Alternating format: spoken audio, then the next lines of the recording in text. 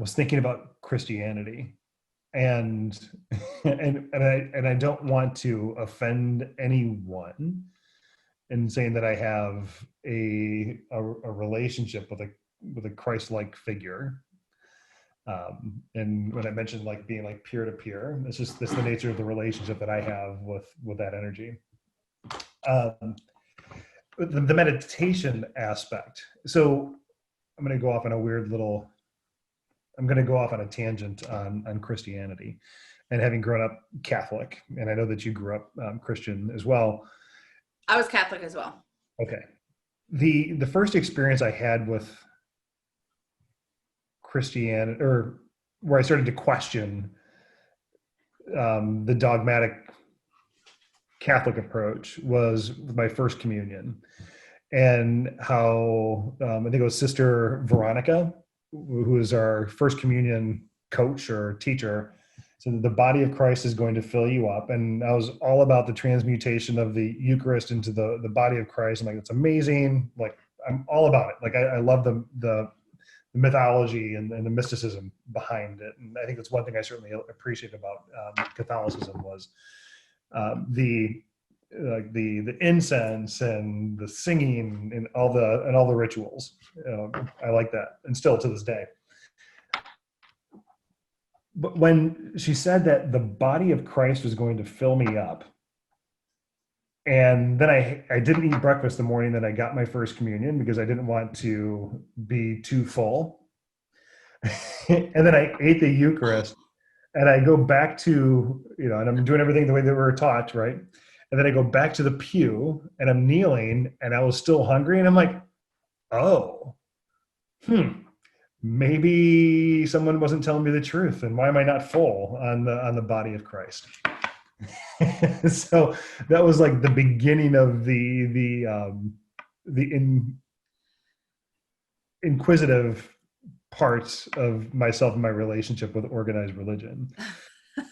That's the cutest little story. Yeah, and then as it relates to meditation, and I think why I didn't want to meditate and why TM was always a weird thing to me, at least, and as it was like the Beach Boys and the Beatles was the only real knowledge that I had of the Maharishi, and it was through John Lennon and McCartney and Ringo and George Harrison particularly, and then I know the Stones tried it, and the same with the Beach Boys were big in that community, and then there was the supposed relationship that the Maharishi had with someone, and that ruined their perception of him in their eyes, etc. But the Maharishi was really onto something, and it was really he was a scientist, and he had developed this way of being able to provide measurable results if you did things a certain way. So it wasn't describing to a certain belief system. You didn't have to be Hindu, or you didn't have to be Buddhist or anything like that. And it was just coming back to this mantra and sitting and allowing this relationship with your inner self to develop.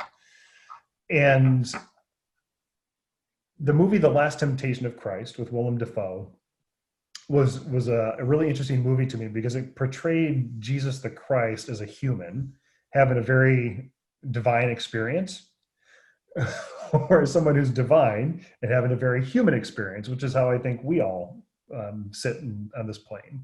Yes.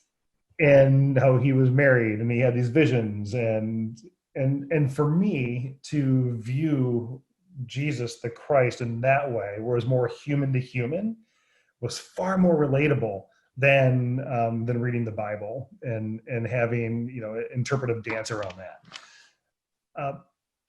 But there was meditation in the Bible, right? And there was meditation in the Old Testament. There was meditation in the New Testament, and this is part of a broader conversation. And I'm really thinking of how Christianity or other forms of religion have been bastardized and used for political gain, or as a way to suppress certain parts of society, and that it was the Gospel of Matthew, and what he was talking about was the dimension of Christian meditation, where like no one knows the Father but only the Son, and anyone whom the Son wants to reveal him. But we have received the Spirit who is from God, so that we may realize what God has freely given us.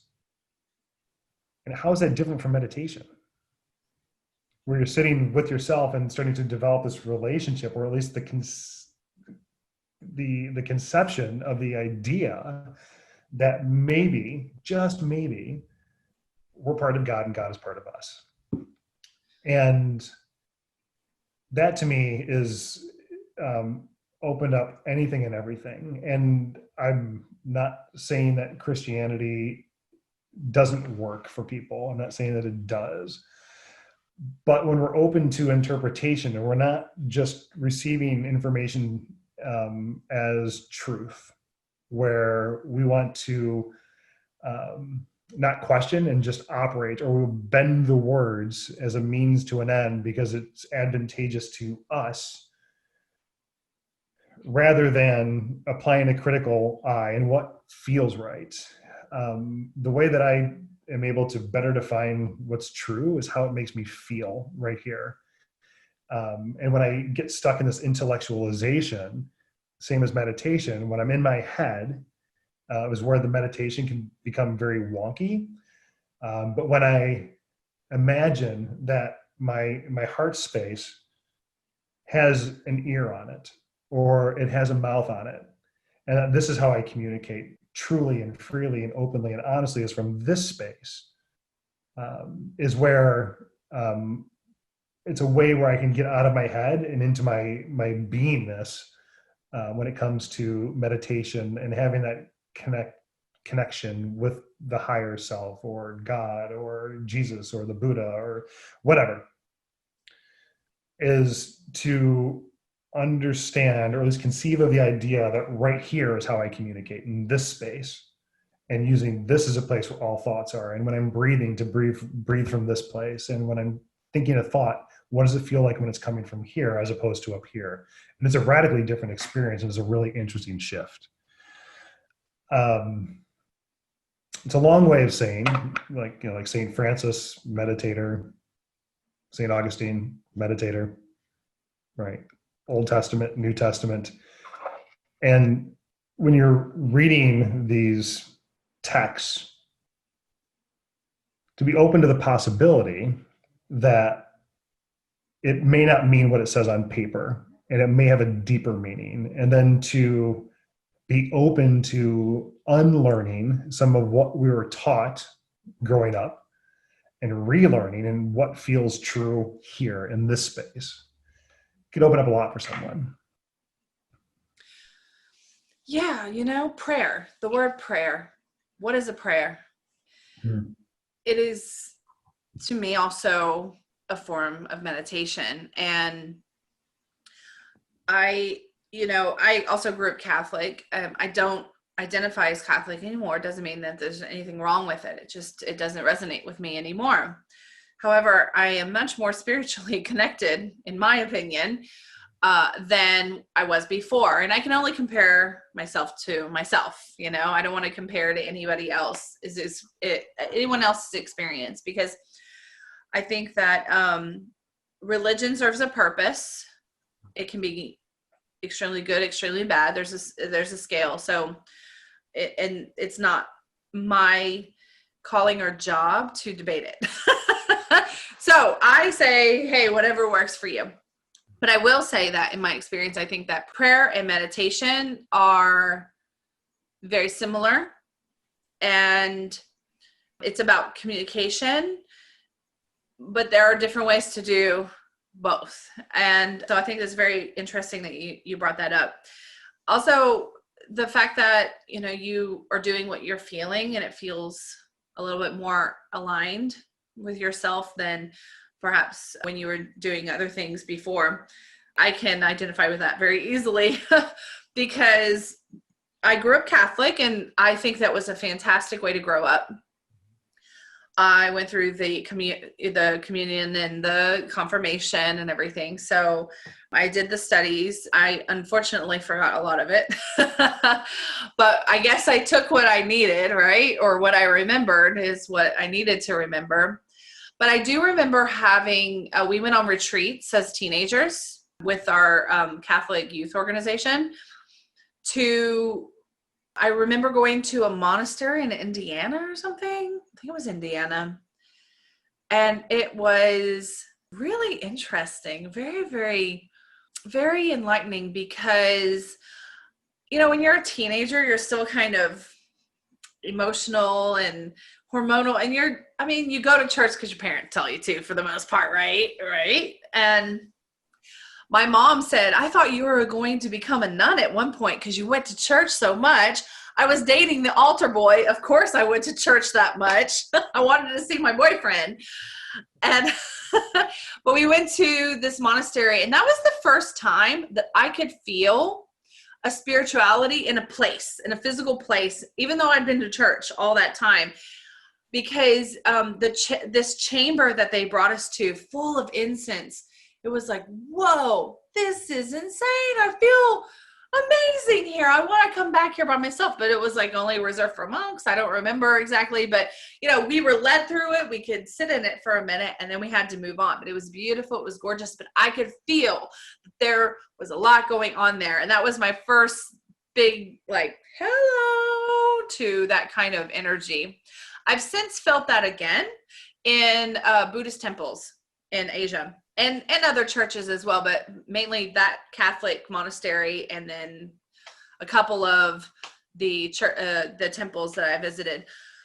So I think as an adult, I started to really question, is this the right way for me? And it led to me going, I started to question everything. I don't know how deep I'm going to get into it because it becomes controversial. And people get angry about religion. Religion has started most of the wars, that are in history, right? So it's a big, hot point for a lot of people. But I remember checking in with myself and going, okay, this part doesn't work for me. I don't get it. And I'm like, well, you know what do I think is right? Mm-hmm. And I would say, okay, it was this. And then it was this. And so over, I'd say a good 10, 15 years, I just started to go through those little things like how does this work for me, or what doesn't work? And turns out all of a sudden I started reading a book about Buddhism. Pretty much everything that I had found to be true within that 15 years was in the book, as in this book about Buddhism. I was like, no way. Now, I've since gotten information that I was Buddhist in a lot of past lives, and that's why Tibetan chanting and throat singing really, really resonate with me. I get it now because it's kind of, I think, my spiritual DNA. But I think it's interesting that I didn't really discover that this was all true for me. It was almost like I was remembering, and I get it now. That was kind of off on a tangent, hey? No. And this is no tangents. I was thinking about the connection between Christianity and Buddhism. And there's the Gospel of Thomas, right? So there's the Gnostic Gospels, which is interesting, but there's a lot of correlation between early Christianity and Taoism.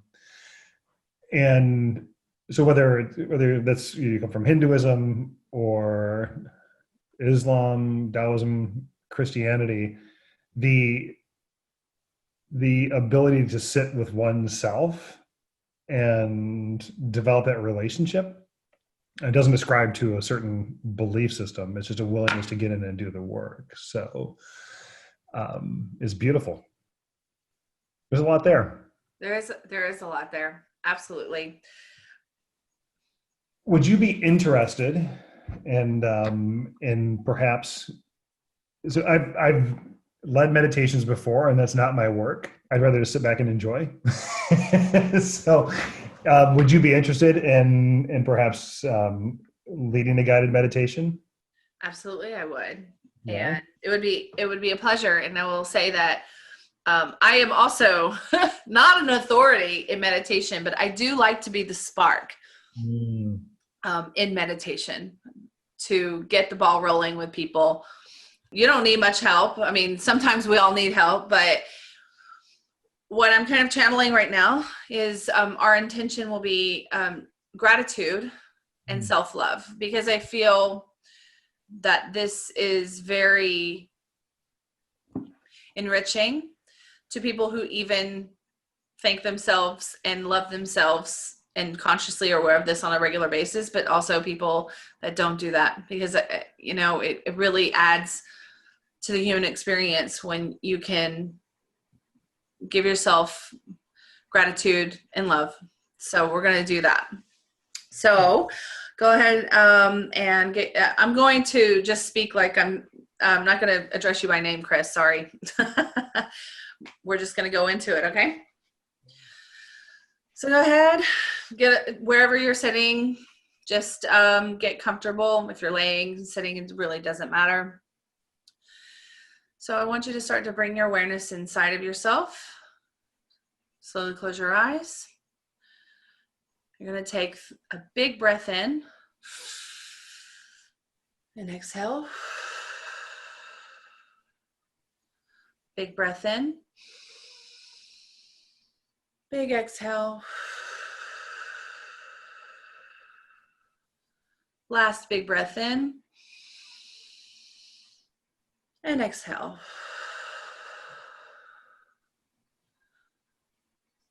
So I want your awareness to go straight to your heart.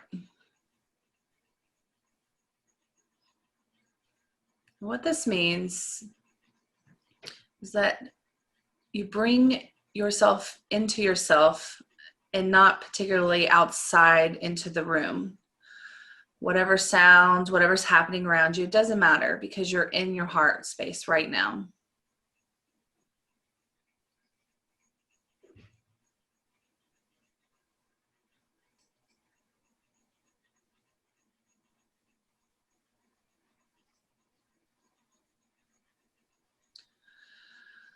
So I want you to imagine two little specks of light, like little fireflies down around your toes. Now these little beams of light are going to travel around your body. And as they travel around, and as we guide them there, they're going to relieve the stress and the tension in your physical body and any negativity energetically that you are carrying, that they're going to really work it out. So imagine those two specks now around your toes. So they're going to start to circle around your toes, in between your toes. You can really feel the stress absorbing around the balls of your feet, around and really digging into those arches, and in and out of the heel, around the ankle and into the joint. So we're going to do a big cleansing breath in. Exhale all that tension. Feel your 2 feet that are now relaxed. Send those lights around your calf muscles. And as they go up, dissolves all the pressure and the tension that your muscles hold, and into the knees, into the joint, really getting in there. Starting around your thighs, moving up and circling in and out. Really feeling that tension melt. All the way up to where your legs meet your hips, into the joint. Big cleansing breath in. Exhale all that tension. Feel the limpness and the relaxation in your legs. Send those lights around your hips. Really working really deep. Up to the lower back. Really, really weaving in and out of those tight muscles. And around to the navel.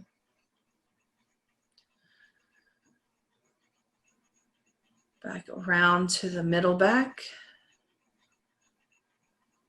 And your upper navel.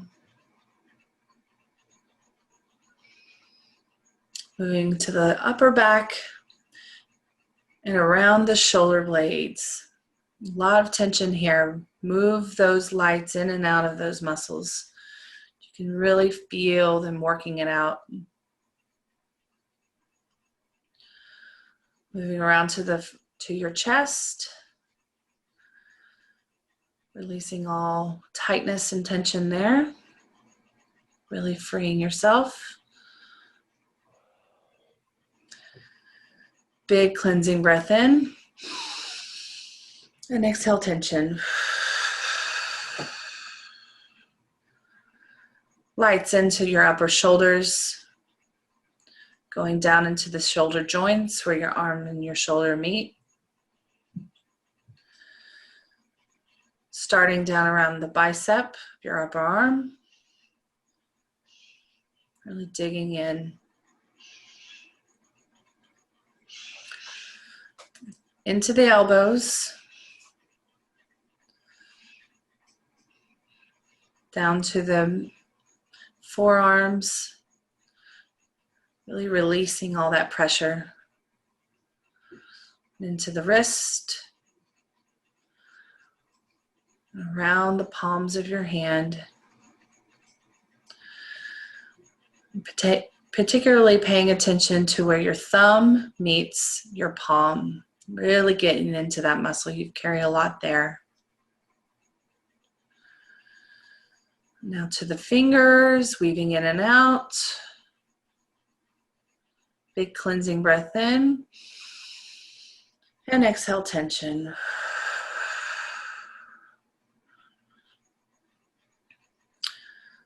Send those beams to where your shoulders and your neck meet.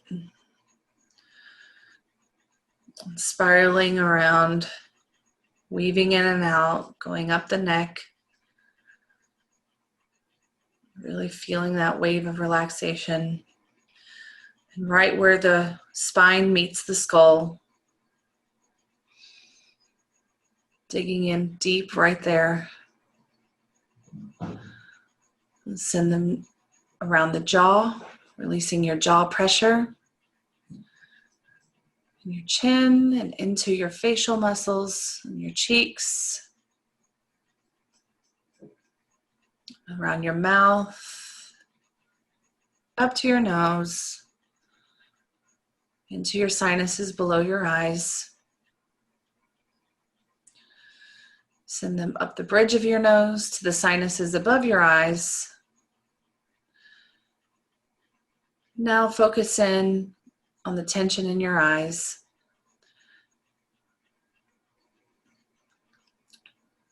Spiral those beams around your eyes and make sure you put them into the back of your eyes where they connect to your brain. There's a lot of tension there. Weave them in and out. Feel that release. Up to your forehead. Now into the muscles that connect your face to the back of your skull. Now circling around your entire head. Feeling all the pressure melting. And up to your crown.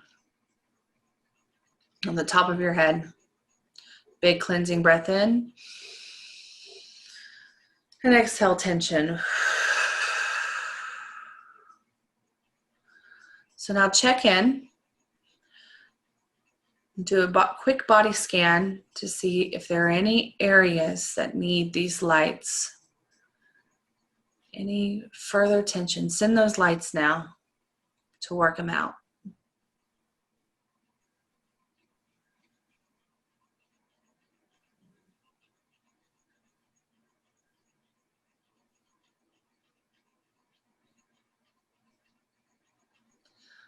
Big cleansing breath in. Exhale all remaining tension.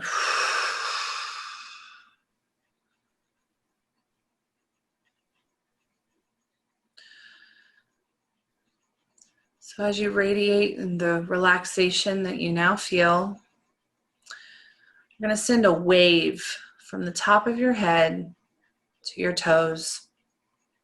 And as this wave rolls down your body, it's going to fill you with light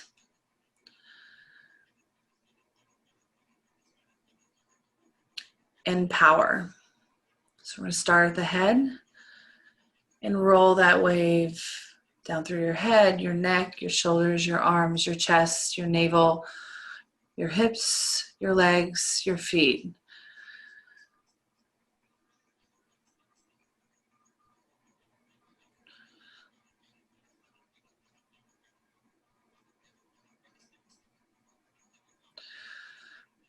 Now we're going to do it again. This time you're going to cloak yourself with white light.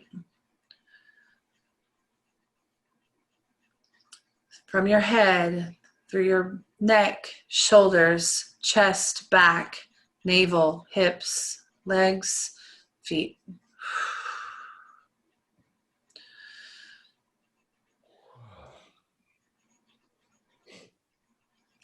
Allow that cloak of white light to seep into your skin and move to your bones and your internal organs.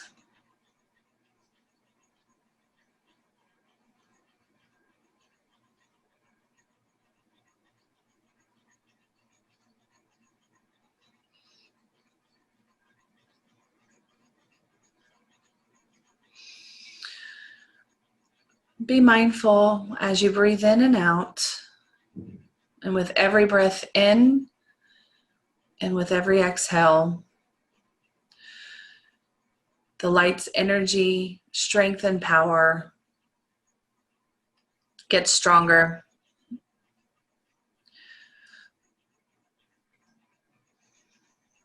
Bring your awareness to your breath.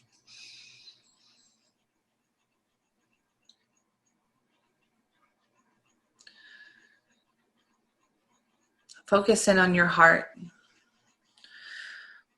So in your heart space,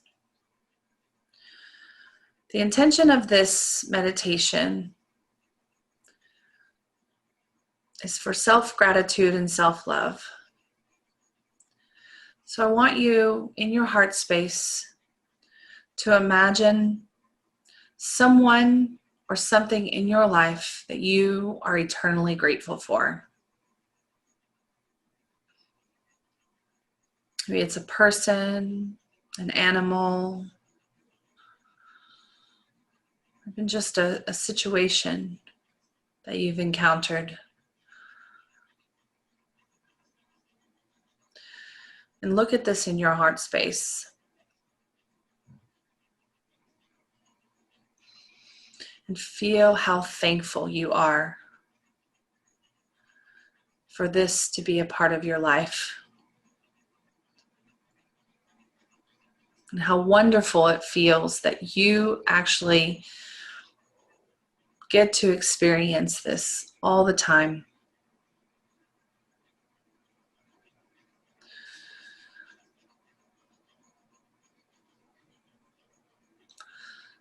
So put this gratitude into your heart.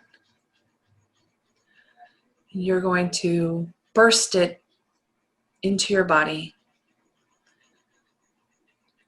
kind of like a little explosion.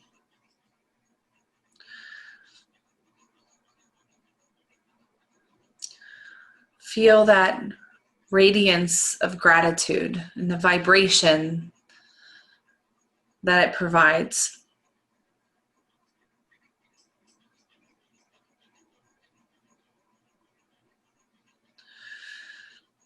I'll say to yourself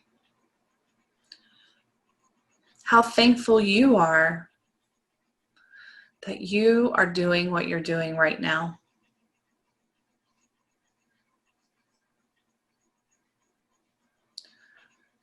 Thank yourself for showing up.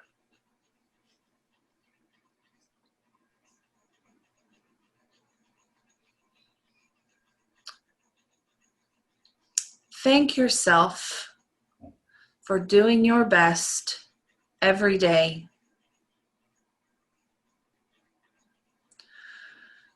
to provide the best human experience that you can.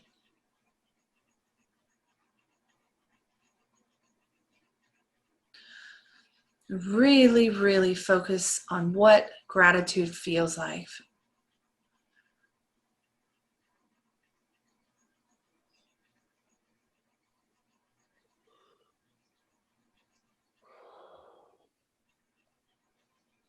Feel it coursing through your body.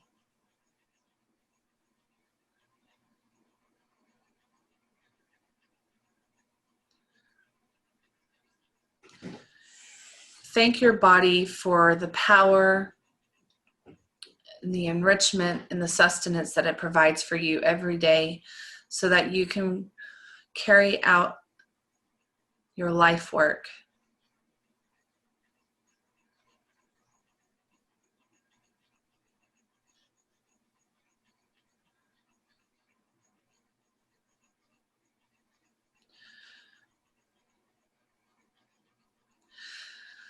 And thank your soul for choosing this life, no matter the ups and downs that you have planned or unplanned for yourself. Thank yourself, your own soul, for bringing you to this area in this consciousness today.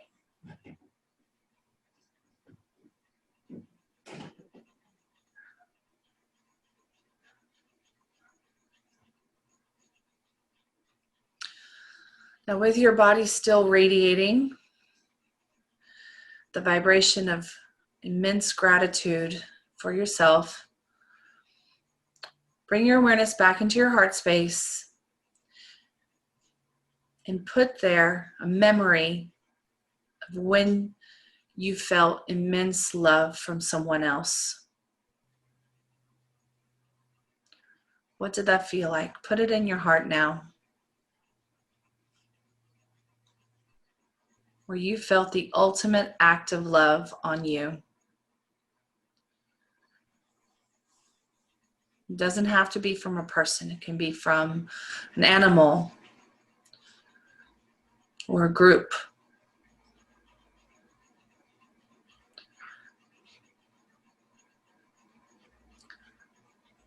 Take that intense love and put it into your heart. You're going to grow it with every beat of your heart.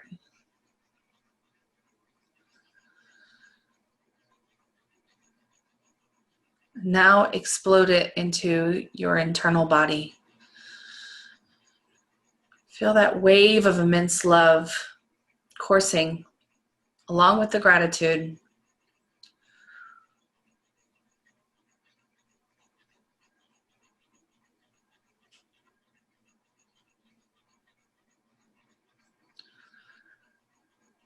With that feeling of love and appreciation inside of you, thank yourself and send yourself love.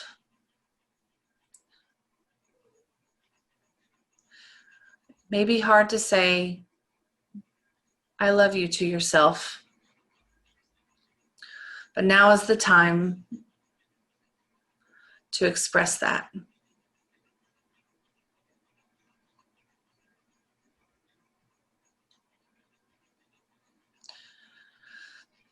Take that feeling in your heart that is now all over your body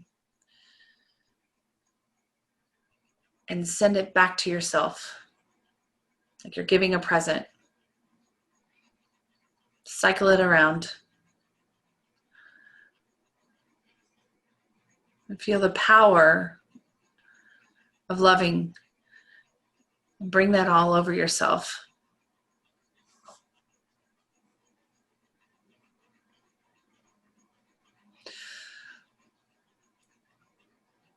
Now give unconditional love to yourself. Say, I love you even if you make a mistake. I love you unconditionally.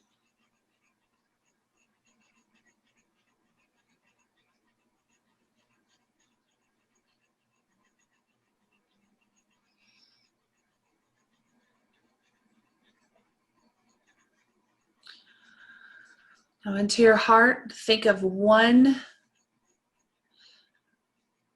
act of love that you can show yourself today. Make it simple. Could be a walk, a mindful walk. Could be a very nourishing meal. Could be a bubble bath, or it could be a journaling, or even a prayer.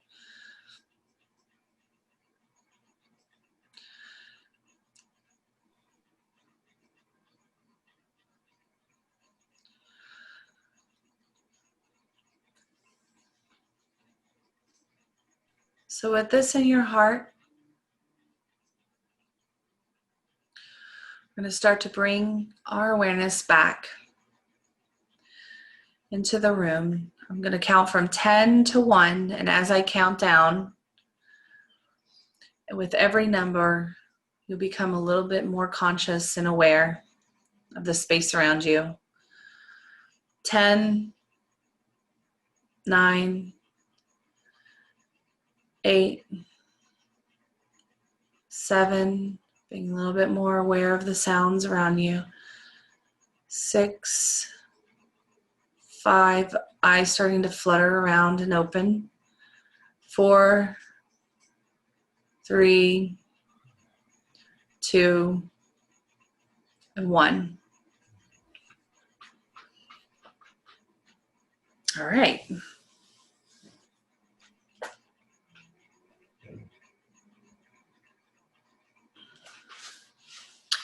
Welcome back. Are you back? Because I'm kind of half gone still. Yeah. So what was that?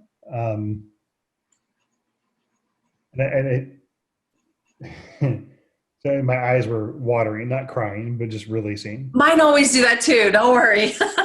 No worries. But somebody else might be experiencing this, so I'd want to talk through it a little bit. Yeah.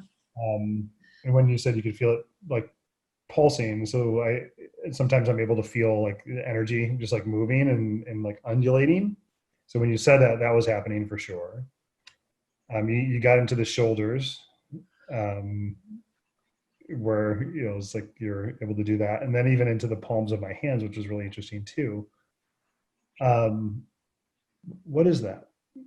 How would you explain that to someone that is listening to this podcast and has no idea who we are? What the hell just happened? I channel it, to be honest. And some of the things that happen are experiences that I've already experienced as a human.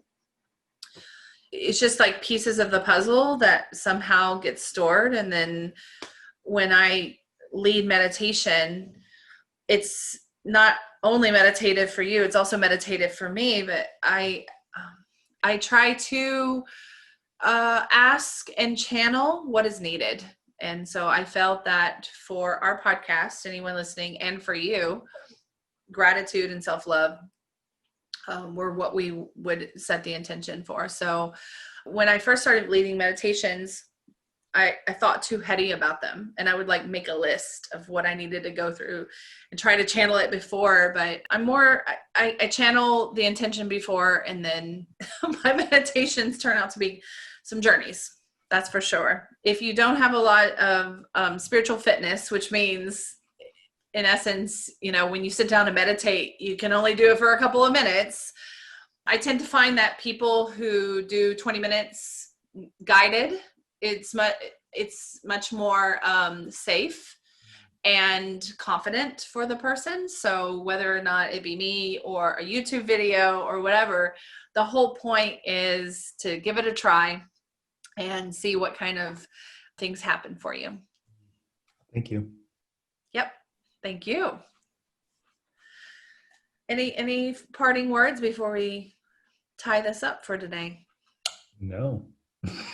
Me neither. I think we said a lot. So thank you, Chris, for allowing me to share what I feel like is a part of my life work, which is leading meditation.